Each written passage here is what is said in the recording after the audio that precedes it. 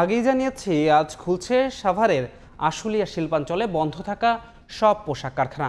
এ নিয়ে বিস্তারিত জানাতে আশুলিয়ায় আছেন রিপোর্টার মোজাফফর হোসেন জয়। সরাসরি যাচ্ছি তার কাছে।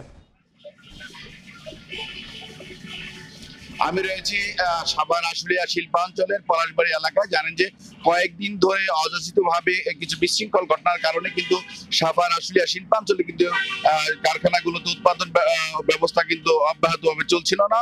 বিভিন্ন কারণে বিভিন্ন জায়গা থেকে বিভিন্ন পর্যায়ে কিন্তু আমরা দেখেছি যে শিল্প কারখানার বিভিন্ন স্থানে কিন্তু শ্রমিকদের মধ্যে একটি বিক্ষোভ দেখা দিয়েছিল এবং নানা কারণে কিন্তু কয়েকদিন ধরেই বিশৃঙ্খল পরিস্থিতি বিরাজ করছিল আশুলিয়া শিল্পাঞ্চলে, যার কারণে কিন্তু গতকালও বেশ কিছু কারখানা বন্ধ ছিল এবং উৎপাদন ব্যবস্থা সেভাবে অব্যাহত ছিল না। ফলে কারখানাগুলো সাধারণ ছুটি ঘোষণা করা হয়। আজকে কিন্তু সকাল থেকে আমরা দেখেছি যে কারখানাগুলোতে শ্রমিকদের প্রবেশ করতে এবং দলে দলে সারিবদ্ধভাবে শ্রমিকরা কারখানাতে প্রবেশ করেছে। বিশেষ করে রপ্তানি প্রক্রিয়াকরণ অঞ্চল যেটি রয়েছে ইপিজেড এলাকায় সকাল থেকে শ্রমিকদের উপস্থিতি ছিল লক্ষণীয় পর্যায়ে এবং তা ইপিজেড অঞ্চলে কিন্তু প্রত্যেকটি কারখানায় কিন্তু খোলা রয়েছে বলে আমরা জানতে পেরেছি।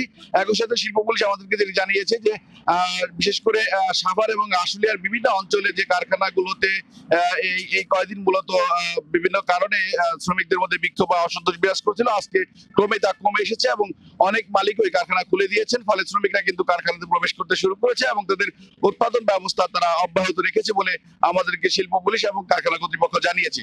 তবে যে কোনো অপ্রীতিকর ঘটনা এড়াতে কিন্তু শিল্পাঞ্চল ইপিজেড সহ বিভিন্ন এলাকায় কিন্তু অতিরিক্ত পুলিশ মোতায়েন রয়েছে। একই সাথে কিন্তু আমরা দেখছি যে পুলিশ এবং সেনা সদস্যের সমন্বয়ে কিন্তু টহল টিম কাজ করছেন।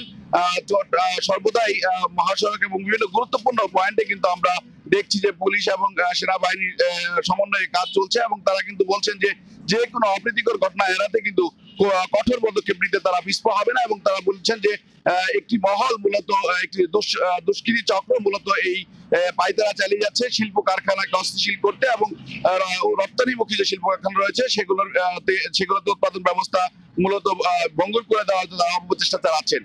যার ফলে কিন্তু আজকে থেকে কিন্তু কঠোর এবং কঠিনভাবে পদক্ষেপ গ্রহণ করেছে প্রশাসন। আমরা দেখেছি যে বিভিন্ন অঞ্চলে কিন্তু অতিরিক্ত পুলিশ মোতায়েন রয়েছে এবং সেনাবাহিনী টহল দিচ্ছেন। আমার কাছে সাভার শিল্পাঞ্চল থেকে এই ছিল আপনার রপ্তানি প্রক্রিয়াকরণ অঞ্চল এবং ইপিজেড এর শিল্প কারখানা নিয়ে সর্বশেষ তথ্য।